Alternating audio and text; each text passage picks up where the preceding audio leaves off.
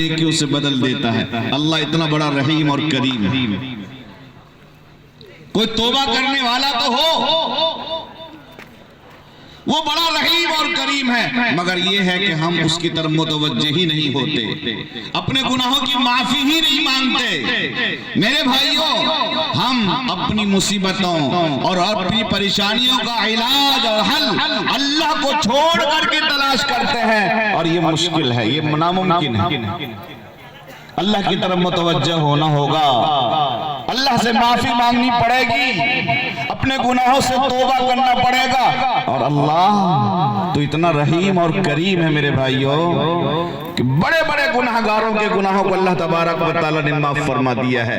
और हल्की सी तवज्जो भी अगर किसी ने दे दी है और अल्लाह तबारक व तआला से अपना रिश्ता मजबूत कर लिया है, तो अल्लाह ने बड़े बड़े गुनाहगारों के गुनाहों को माफ फरमा दिया। हजरत मूसा अलैहिस्सलातु वस्सलाम का जमाना है, बारिश नहीं हो रही है। हजरत मूसा अलैहिस्सलातु वस्सलाम इस्तिस्का के लिए लोगों को लेकर के आबादी से बाहर चले गए हैं। 3 दिन हो गया नमाज इस्तिस्का पढ़ते हुए बारिश नहीं हुई। मूसा अलैहिस्सलातु वस्सलाम ने रब्बे जुल जलाल से कहा, रब्बे जुल जलाल क्या बात है, 3 दिन से नमाज इस्तिस्का पढ़ रहे हैं, बारिश नहीं हो रही है। अल्लाह तबारक व तआला ने फरमाया, बात यह है कि तुम्हारी जमात में, तुम्हारे मजमे में एक ऐसा आदमी है जो 40 साल से मुसलसल गुनाहों में लथपथ है, जब तक वो तुम्हारी जमात से बाहर नहीं निकलेगा बारिश नहीं होगी। मेरे भाइयों,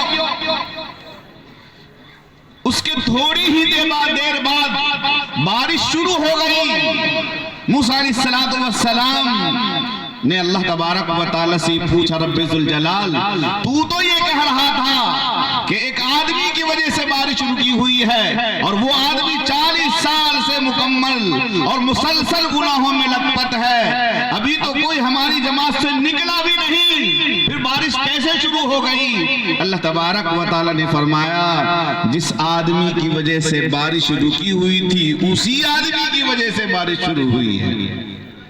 बात यह है कि जब तुमने ये ऐलान किया कि हम में जो गुनहगार है जिसकी वजह से बारिश नहीं हो रही है, खुदा के वास्ते वो निकल जाए, वरना मैं रब्बे जुल जलाल से उसका नाम पूछ करके जबरदस्ती उसे बाहर निकाल दूंगा, और फिर उसे जिल्लत और रुसवाई के साथ इस जमात से निकलना पड़ेगा। जैसे तुमने ऐलान किया, उसने मुझे पुकारा और दिल में ही पुकारा, कहा रब्बे जुल जलाल 40 साल से तू मेरे गुनाहों को छुपाए हुआ था, आज अगर मैं जमात से निकला तो मैं जलील हो जाऊंगा, रुसवा हो जाऊंगा। रब्बे जुल जलाल मैं अपने गुनाहों की माफी मांगता हूँ, तू मुझे जिल्लत और रुसवाई से बचा ले।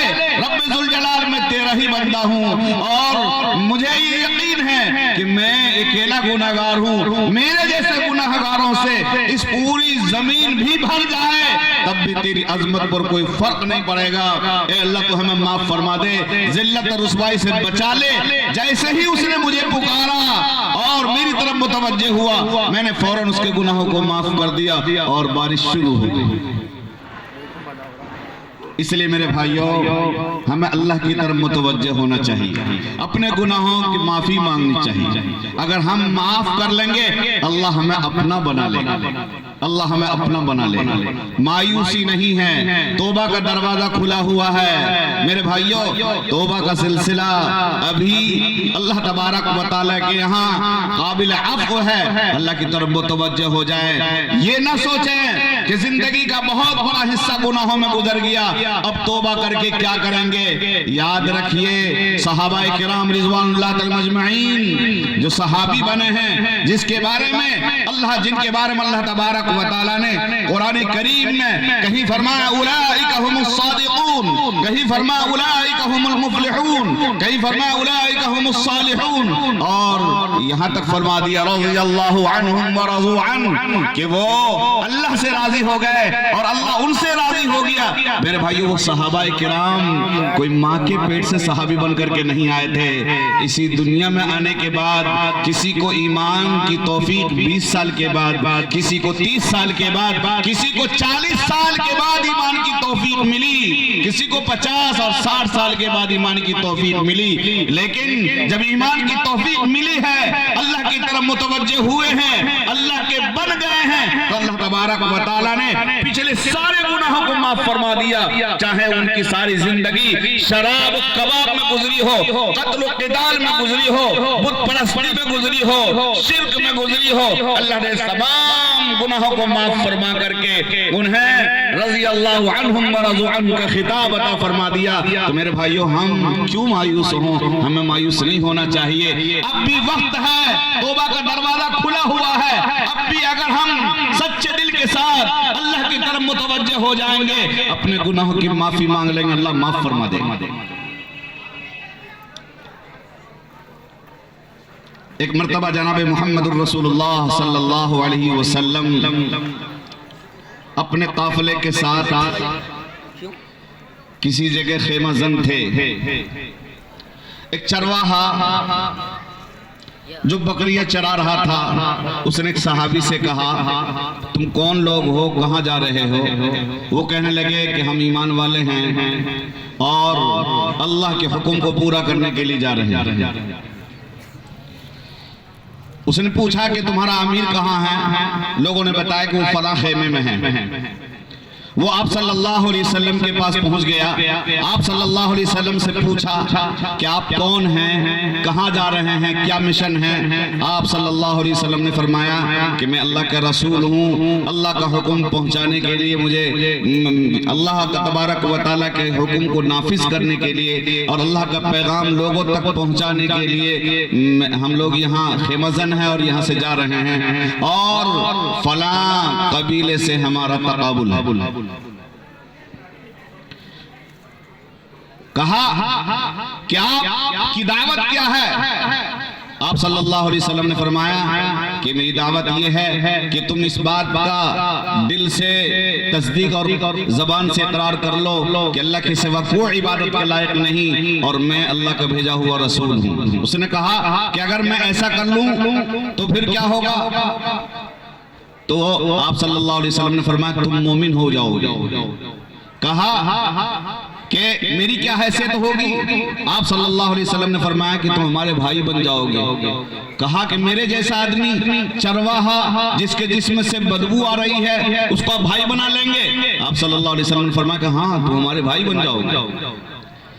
उसने कहा कि ठीक है, तो आप मुझे ईमान में दाखिल कीजिए। आप सल्लल्लाहु अलैहि वसल्लम ने उसे ईमान में दाखिल फरमाया। उसने पूछा कि अब मेरा क्या काम है? आप सल्लल्लाहु अलैहि वसल्लम ने फरमाया कि इस वक्त नमाज का भी वक्त नहीं है कि तुझसे ये कहा जाए कि नमाज पढ़। इस वक्त रोजे का भी वक्त नहीं है कि तुझसे कहा जाए कि रोजा रख ले।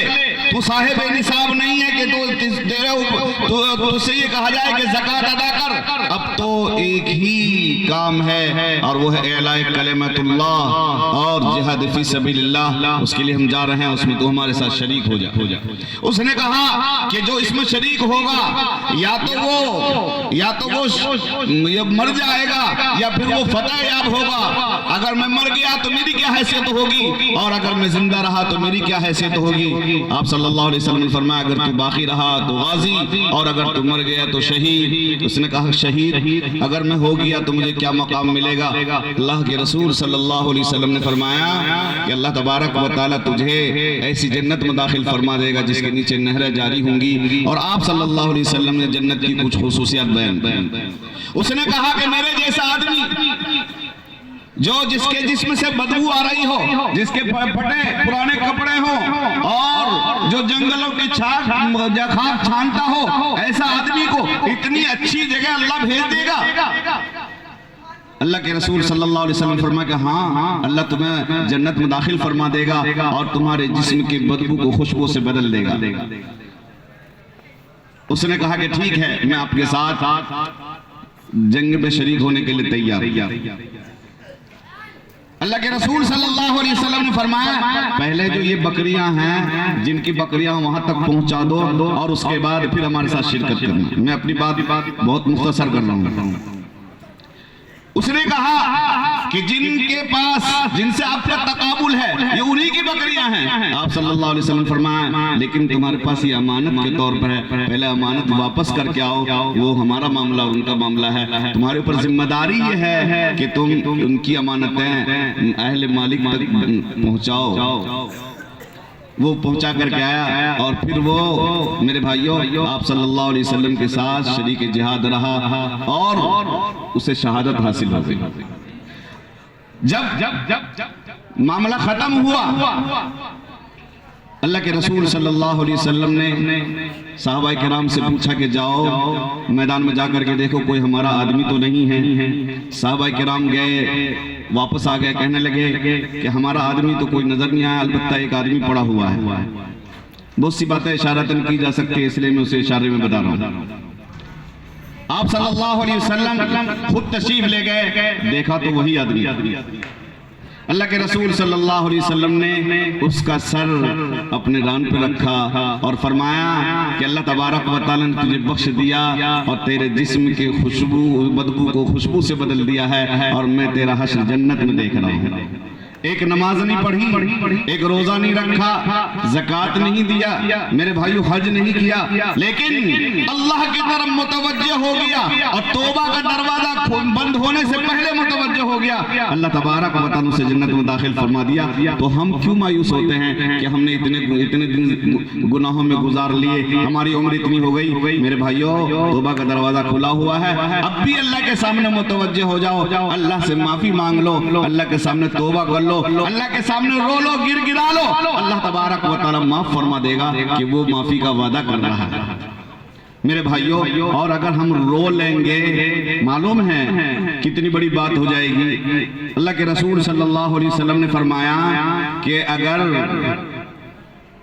कोई शख्स अल्लाह के खौफ की वजह से रो दे और उसके आंखों से आंसू निकल आए, आप सल्लल्लाहु अलैहि वसल्लम ने फरमाया कि दूध थन से निकलने के बाद वो दूध दोबारा थन में वापस तो जा सकता है, हालांकि कितना मुश्किल काम है कोई माँ का लाल जो दूध थन से दूध निकालने के बाद उसे वापस कर दे, लेकिन अल्लाह के रसूल सल्लल्लाहु अलैहि वसल्लम ने फरमाया ये मुमकिन हो सकता है कि दूध थन से निकलने के बाद दोबारा थन में वापस चला जाए, लेकिन ये मुमकिन नहीं है कि वो शख्स कि जिसके आंखों से अल्लाह के खौफ की वजह से आंसू निकल आए और वो जहन्नम में चला जाए।